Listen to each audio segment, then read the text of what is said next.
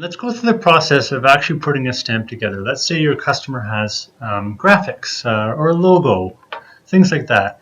You want to get that on a stamp. You have to get it prepared and ready for a Coreldraw. You can use Illustrator, you can use Coreldraw. I prefer using Illustrator. It's a matter of choice, matter of opinion on what you like to do. I'm going to open up a file that I currently have, and this is the actual customer's logo, and it's called Biff's Bistro. Okay, so we're going to just resize this to fit on the page. No big deal here. Now there's another feature up here called Image Trace in Illustrator, and this is why I use Illustrator. It actually makes it easier. There is a comparable version of this in Coreldraw, but let's just do it here in Illustrator. So Image Trace is just a single button, and what it actually does, it turns these into vector lines. So these lines are going to be easily readable on laser. Okay, I also want an image of a telephone, which is the other one of a part of their logo. It's actually going to be part of the stamp image, which you'll see later. Okay, so there we go. We got both of them. What I'm going to do is I'm going to trace that as well. And let's bring this into the same page. The reason I'll do that is I want them both in the same file for use later in Coreldraw. Okay, so there you go. There's the file ready to go. We're going to hit Save As. And this is a Save As function, and you'll see a drop-down arrow here for SVG. That means vectorized graphic, so it's going to save it as a vectorized graphic. Now we're going to call it, let's call it 49, I'm just going to overwrite this one, 4915 Biff's Bistro. So I'll know what size of stamp we're going to use because it happens to be a Trotec 4915 Printy. So we hit Save, we're going to replace it because I just want to overwrite that one. Hit OK. Now all the defaults that just came up are just fine for the application you're going to be using. So now we're going to go to Coreldraw. And Coreldraw, you can ask the folks at Trotec for preset templates for all the stamp sizes. And they'll give you the cut lines, and they'll give you the actual size formatted already on the page, ready to go for the laser. Makes things really easy.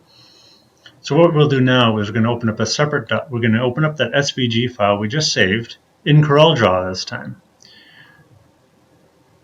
So this is the one I saved, 4915 Biff's Bistro. Now it's going to open on a new page. And what you can do is you can just multi-select, copy them both, and then go back into your original and paste. Now they might be huge, in this case they are, so you can actually go in and resize it, unzoom.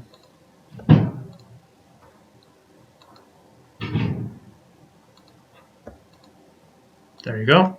Okay, so I'm just going to select both of these at the same time just to save time, and I'm going to reduce the sizes of them. I don't want them that large. Okay, and we're going to throw that here because I'm actually going to have another information.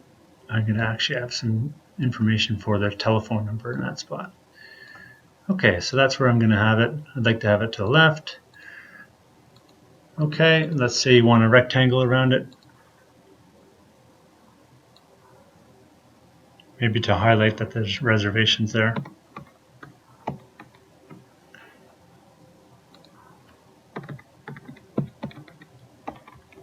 Okay, resize that whatever way you like.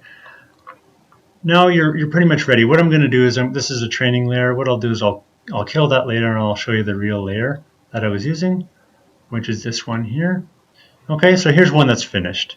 We're ready to go with this one. I've actually outlined it because stamps do well in an outline. Rather than the words Biff's in solid, I actually made it as an outline because it'll look more attractive as a stamp in this fashion. And I've just formatted the text as such. Okay, so now you're ready to go. Your file is saved. Or if you haven't already done it, you can do a save as here. Call it whatever you want. And then what you're going to do is you're going to bring it into job control. And that's what we'll show you next.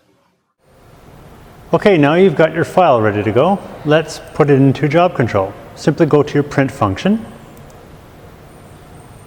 You'll have a scroll down menu here for printer. You'll choose Trotec Engraver, and you'll also check in preferences. Now this is going to allow you to operate adjust the settings that you're going to need along the way.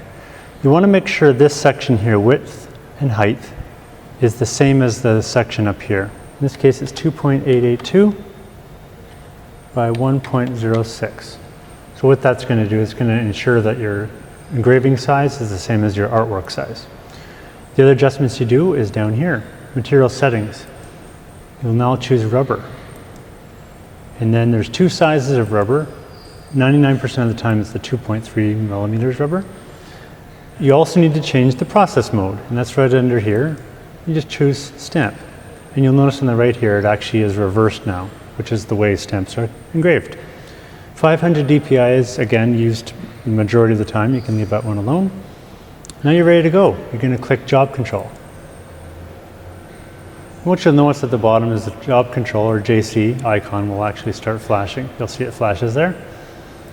Click that, and then you can sort this by date. So in this case, today is the 8th of November, so we're going to notice our file name is already here. Simply drag it over and place it in your job. And you notice over here it shows you a preview of what you're going to be engraving just to be sure. It'll also show you duration, which is awesome. Let's hit play and let her go.